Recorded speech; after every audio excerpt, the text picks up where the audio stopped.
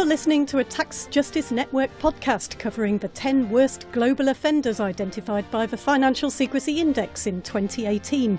In second place is the United States with a secrecy score of 59.82 out of 100 and huge in terms of size with over 22% of the global market. I'm Naomi Fowler talking to the Tax Justice Network's John Christensen. The United States has a particularly worrying story to tell in terms of the extent to which it's increased its market share. Yes, one of the peculiar omissions from most of the blacklists, whether it's European Union or OECD, is they never seem to mention the United States as a tax haven. Now, we wonder why that's the case. Because, of course, talk to money laundering experts around the world, and indeed tax professionals around the world, and they know exactly that the United States is a huge money laundering offshore tax haven. It's a massive repository of illicit financial flows. A bit like the UK, it falls into that category of what we might call a super major secrecy jurisdiction. In other words, it's massive. And some states in the United States, for example, Delaware, Nevada, Wyoming and Florida, have a really long-established reputation amongst experts for providing offshore secrecy to people who are resident outside the United States. What's happened is the US has significantly increased its market share since 2015, which is when we last published the Financial Secrecy Index, and several factors might explain this.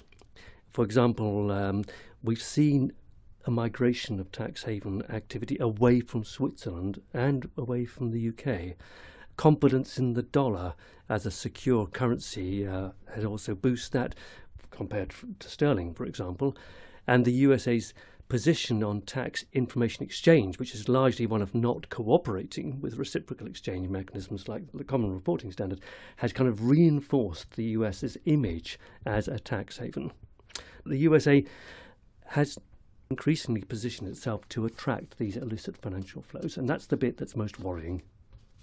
Yeah, its actual secrecy score is not that high, but if you look at some of the offerings that some of these small states make, apparently the second easiest place after Kenya to set up anonymous shell companies. And it's really quite ironic and hypocritical, really, the stance that the United States has taken.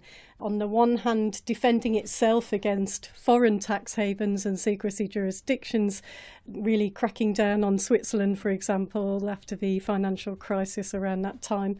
And yet, on the other hand, not participating in multilateral information exchange under the Common Reporting Standard and sort of saying, no, we've got our own thing going, FATCA, which is not really reciprocal.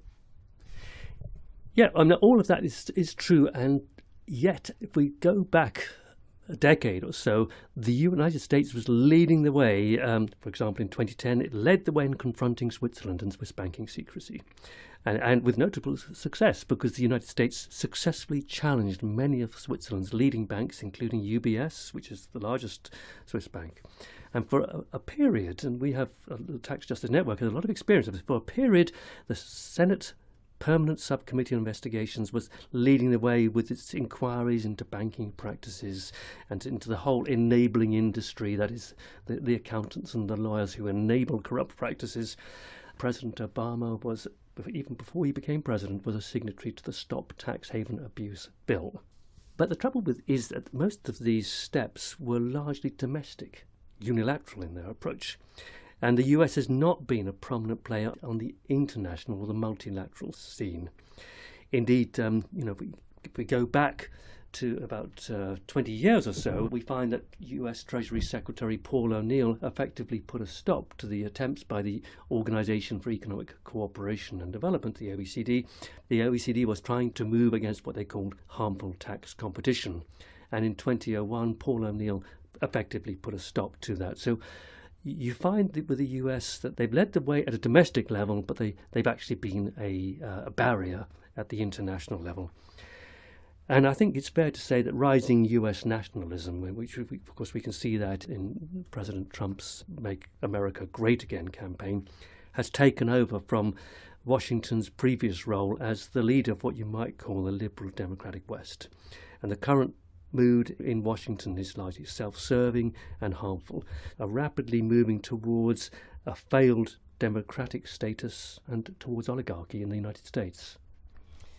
And if we go back to the role of the individual states within the United States, it's pretty shocking to discover that almost 2 million corporations and limited liability companies are formed in these US states each year, many by foreigners, without those states ever asking for the identity of the ultimate beneficial owners, the real owners of the companies.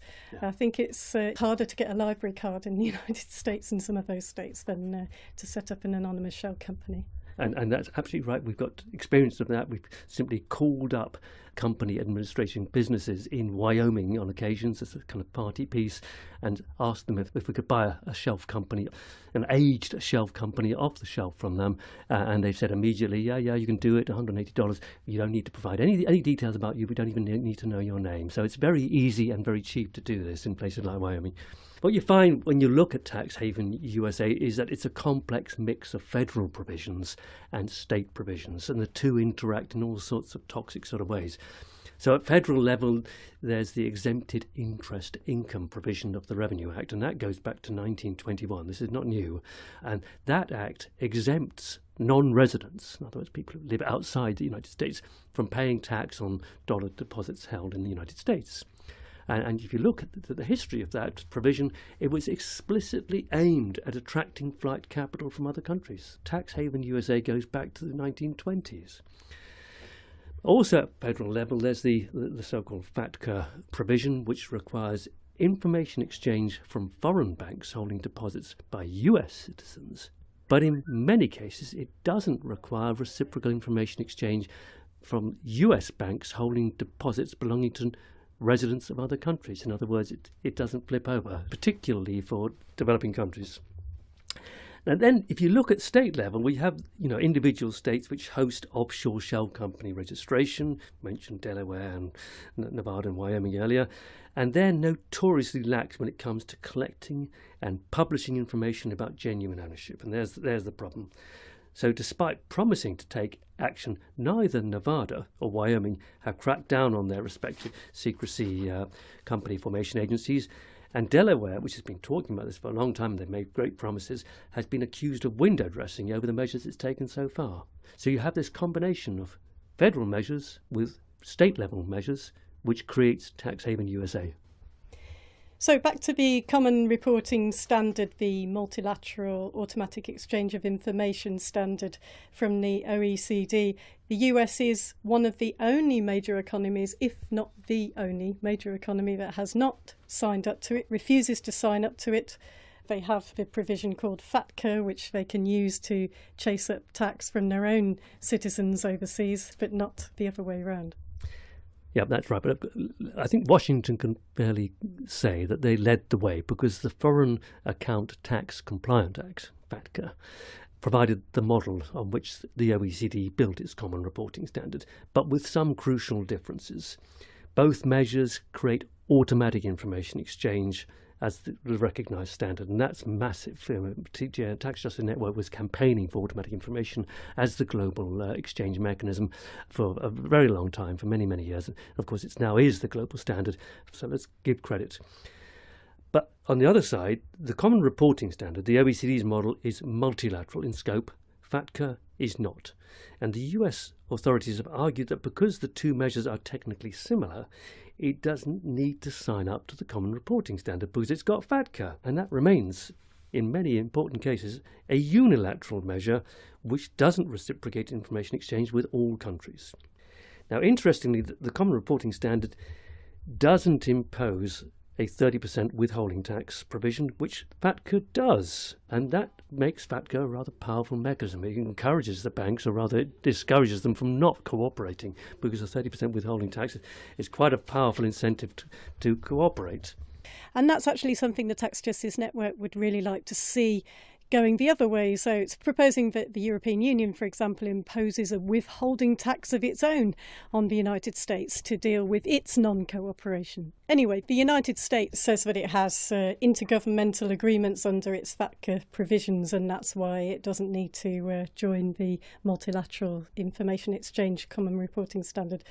Until May 2016, under domestic law, US banks were not required to collect beneficial ownership information at all. So information on the real owners of companies, they were not required to collect it. So without that information, there was no data to share with the FATCA countries that were exchanging information.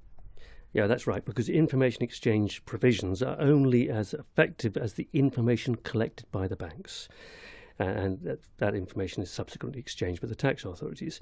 And the tax authorities themselves must be in a position to make good use of the information they receive. So just having a law in place to say information exchange must happen automatically is not good enough. There must be effective information. You must obtain the right information, share it, and use it. Now, many tax havens deliberately put obstacles in the way of effective information exchange. For example, they don't require users of trusts to disclose information about who owns the assets or owned the assets originally and who benefits from them. So a trust is a particularly slippery way of getting around information exchange provisions. Now, until May 2016, domestic banking law in the United States didn't require US banks to collect information about beneficial ownership information. And that's allowed crooks and cheats to hide themselves behind these offshore companies. And by and large, all that's been happening in recent years is that the cheats and the crooks are hiding their identities behind ever more sophisticated instruments, trusts, foundations and so on, precisely to get around the information exchange processes. And one suspects, and there's a very good reason for being suspicious about this, that many of the banks are actively colluding with their clients in helping them to avoid disclosing their information. For example, by encouraging their clients to take up bogus citizenship in other states that sell citizenship, so that they say that they're resident in somewhere like Malta or St Kitts and Nevis, which actually sells citizenship to wealthy people who never actually live there. There was some new regulation introduced in 2016 which requires certain financial institutions to collect some kind of information. Yeah. See, another way around this requirement to disclose more information about ownership information is to set the bar too high. So, for example, you'll find that quite a number of states in the United States will say you only need to disclose the identity of people who own more than 25% of the shares of this company. Now, what that does is it says to say you've got 5 people or even 4 people, you then divide the shares, 100% of the shares, between 4 people, each of them ending up with 25% of the shares, which doesn't quite take you over that bar that's being created. And that's just another way, another loophole deliberately built into the law to circumvent the provisions. Okay, and what does the lack of reciprocity with the United States mean for the rest of the world? Look, if any tax haven, especially one as large and as prominent as the United States, signals to tax cheats and criminals around the world that they will not disclose any information or share any information about personal identity, then they're effectively flashing a large neon sign right the way across the world saying, your money is safe in our hands, hide it here because we won't disclose any information or effectively share information with the rest of the world. We will protect it here for you. And as far as we're concerned, that's the position of the United States. And for this reason, the United States now needs to be regarded as a major threat to the rule of law right the way across the world, to democracy and to social stability around the world.